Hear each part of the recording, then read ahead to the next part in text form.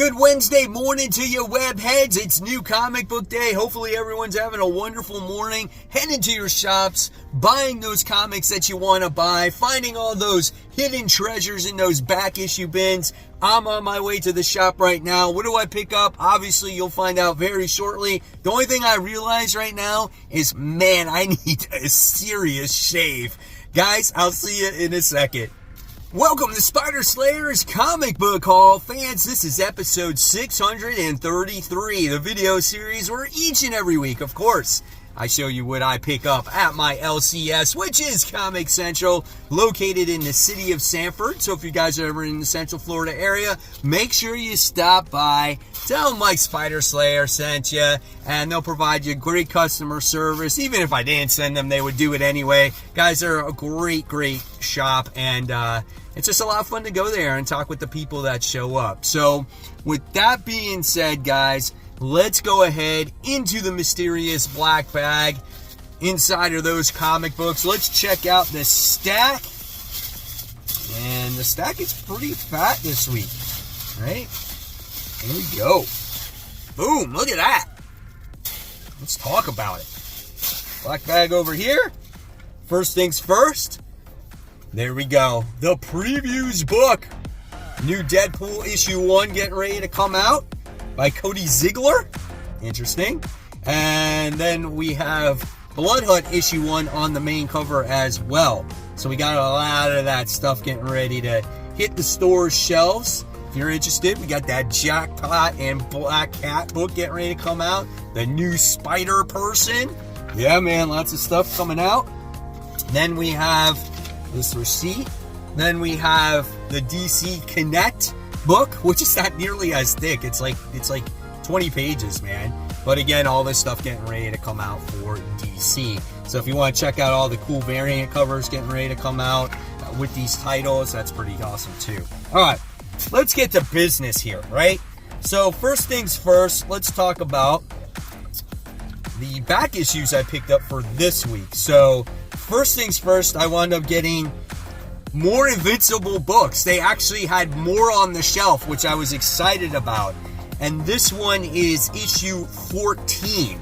This is a high-grade book right here. And this is the first Bulletproof, also the first cover appearance of Adam Eve, right? That is great. I am so happy that these books are showing up in my comic shop right now. And each week, as long as they're there, I'm going to try to, keep picking them up because, again, you don't see these early issues of Invincible all that often because there's definitely a low print run when it comes to these. So, excited to get that one. Then, this is a great cover. This is Invincible issue 22. This might be like the third or second appearance of Amber or whatever it is. They have the first appearance of her, but this cover is awesome. And it is, again, a low print run on this book. I think there was less than 10,000 printed of this comic. So really cool picture here, or cover with just Mark and Amber, looks like they were getting it on and they got caught. So that's cool, man. Love that. All right. And this is considered a back issue. This came out this particular week, though, as a facsimile, and I don't have this comic book at all. So this is The Amazing Spider-Man issue 252. I think I do have it, it was reprinted in a toy thing or something like that, but I never actually had this comic in real life. I guess this is the closest to it now. But yeah, it's got all the ads and everything. So this is the first black suit. So that's really cool, man. I'm excited to have that. And then of course I had to get the foil. It just looks good. I thought this one looked pretty cool. Again, I always make a decision if I'm going to buy a foil or not at the shop. And this one looked fine. So I was like, okay, I'll buy this. Plus it's Amazing Spider-Man. So that shit. All right, let's go into the other books that I got this week. That's what's left of the stack. Not much DC, okay? So we wound up getting Trinity issue 1 special, and then I found out, after it's on the FOC, and last night I actually found out that there's maybe 6 pages of new material in this comic book. Everything else is in reprints from the other stories that she was in, I guess through, Wonder Woman. So if you've never read those stories, I guess this is like in a chronological order, and then you'll get a new 6-page story there. So there's that. I don't know how many of you guys want to pay $6 for this. I'll go into more detail on Worthy Ones with that one. Then I got the Power Girl Uncovered issue 1. This is a nice looking cover here. I think this is just cover art mainly. Yeah, this is basically cover art in the interior when it comes to Power Girl. So if you're expecting a story here, it's not that. It's just gorgeous pinups of when it comes to the character. So that's another book here that is $6. If you love art, this is for you. If you're looking to read something, that's not what this is. So letting you know that early before you go to the shop. All right, now we got Titans Beast World. This is issue 6. This is the conclusion to this great DC event that Tom Taylor has done. Can't wait to read this to see what the ramifications are going to be. How is it going to set up DC Universe in the future here? So really, really great story overall. Next, we have World's Finest. We have the annual. This is the 2024 annual here. And I think this concludes, I don't know what's going on here. What's happening here? I thought this concludes what was going on in the main story. This had something to do with Metal Men. I know that for sure based off of that. Yeah, I don't know.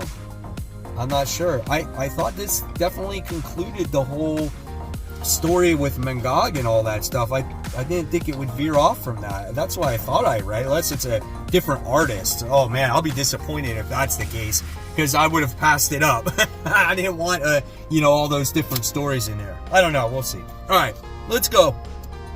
Batman Off-World. This is issue 3. Another nice surprise here. This is done by Jason Aaron as well. Batman in space when he's much younger. The artwork has been gorgeous in this book. It's cool how Batman is teaming up with this, Starfire-like chick. Great action, great scenes. Look at that, man. Just, that is so cool. I love this stuff. So, great book. He's definitely delivering in a book that, I thought, well, he's doing Batman. I don't know what he's going to do, but he's done awesome so far. All right, and then we have Spider-Man 2099. So we got some Marvel stuff going on, not a lot of DC. I think this is the last issue of this whole horror themed stuff that Miguel O'Hara has been battling. Man-Thing 2099. We'll see. This is what he looks like here. I don't know. I like the first issue. I like the second issue.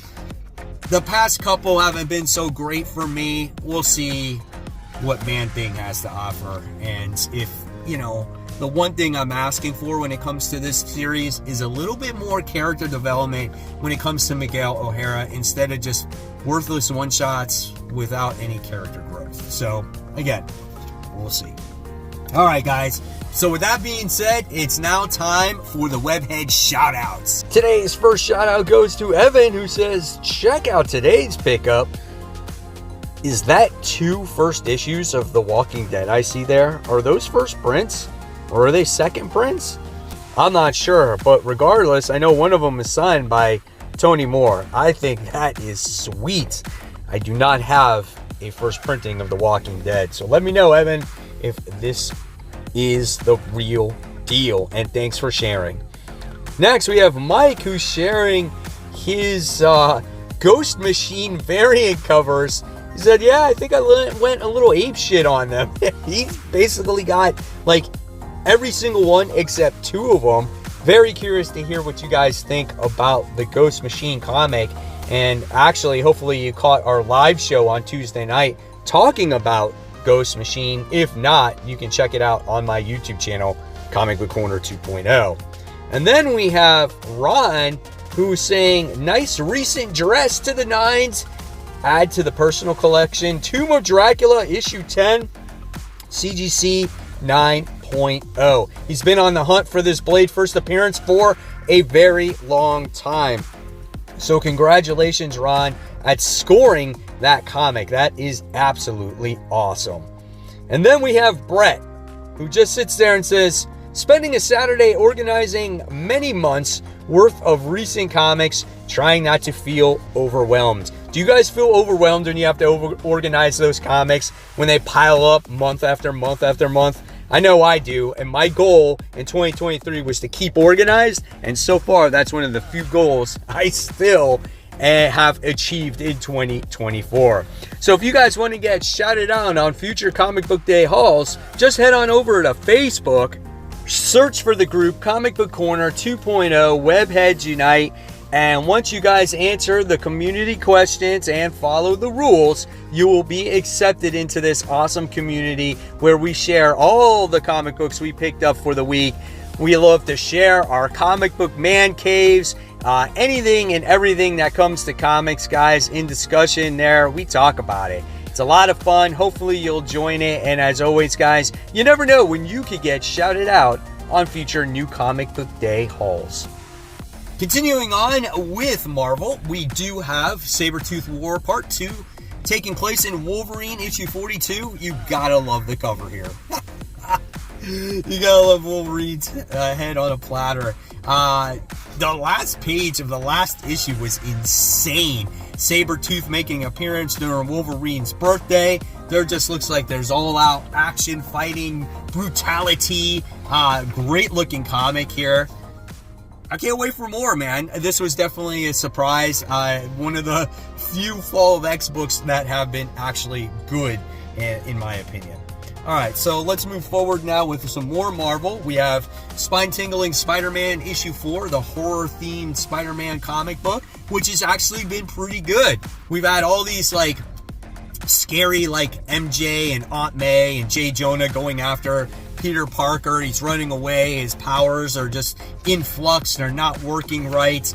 There's a particular character in this book that's behind everything. It's just very dark. It's gruesome. They say it's the scariest Marvel book ever created. I don't know about that, but nevertheless, it is an interesting read, and it's just very dark. Something that you don't normally see in the Spider-Man world, right? So speaking of Spider-Man, we have Spider-Boy. This is issue 3. Love this cover, man, as Spider-Boy's reading Avengers Twilight issue 1. That's great, you know? I think we're getting a new character introduced in this comic book. So again, take it for what it is, but this is a great comic for all ages, and I love Spider-Boy, teaming up with multiple characters. I think the last one he teamed up with was Captain America, which is cool. Where does the story go from here for Bailey Briggs? I don't know, we'll see, but this is a fun book for me. Alright, next, let's see, what other Marvel stuff we have? Do we have more Marvel? We do? I think we got 1, 2, 3, oh, there's plenty more, 4, 5. Alright, so here we go. We have Avengers Twilight. This is book 2. Nice looking cover there with Iron Man. I love the first issue. I know a lot of people said, oh, this story's been done. It's like it's just like Old Man Logan, or it's just like Black Knight Returns, or, stuff like that. Like, I don't care. I like the characters. I like the setting of the book. I like Tony Stark's son, on how much of an idiot he is, and I want to see if he's stealing technology from his father. Did he kill his father? It's a good book, man, and I'm looking forward to issue 2.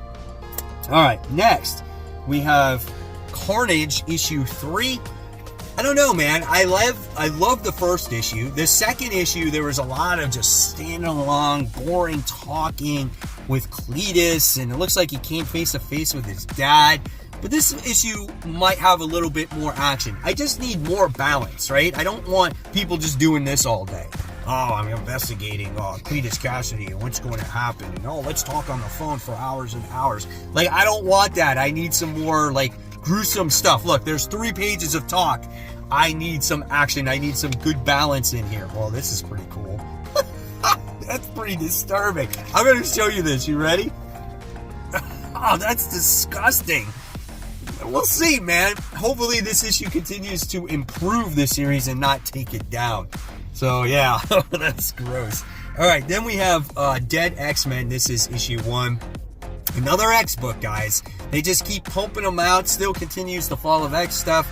We have the rise of certain mutants that died. I think they died in the gala or not, I don't know. We'll see. I think one of them is Dazzler. We'll see. Here's some of the artwork in there. Here's some of the characters that are in there. Again, these Fall of X books are just like hit or miss. So I'll make a judgment call tomorrow to see if I'm going to continue reading this one or not. Then we have Deadly Hands of Kung Fu Gang War issue 2. I feel like it's been a while since issue 1 has come out. I feel like they're like behind the mark when it comes to Gang War. Like, isn't Gang War getting close to ending and we're only on issue 2 of this? Maybe there is only 2 issues. Maybe there's 3. I don't know. So yeah, we got Mr. Negative in here. We have Shang-Chi who's in here. He's trying to lead his people in the right way. There's obviously the battle for turf. There's obviously something after him that wanted, that was close confidants of him that want to take him over and be the leader of the group and whatnot. It was alright, the first issue. We'll see what the second issue has. I'm literally collecting everything of Gang War. It may not be the best, but it hasn't been the worst either. So we'll see what this one has to offer. Alright, next we have one of the best Marvel comics on the stands. We have Hulk issue 8, legacy numbering 789. We have World War II Ghost Rider in this comic book. That's pretty crazy right there. Look at the artwork here. You got World War II Ghost Rider just like sitting there riding a motorcycle with this kid. I mean, that's kind of cool, man. There's bazookas being shot. Look at the artwork in this. This is crazy, man.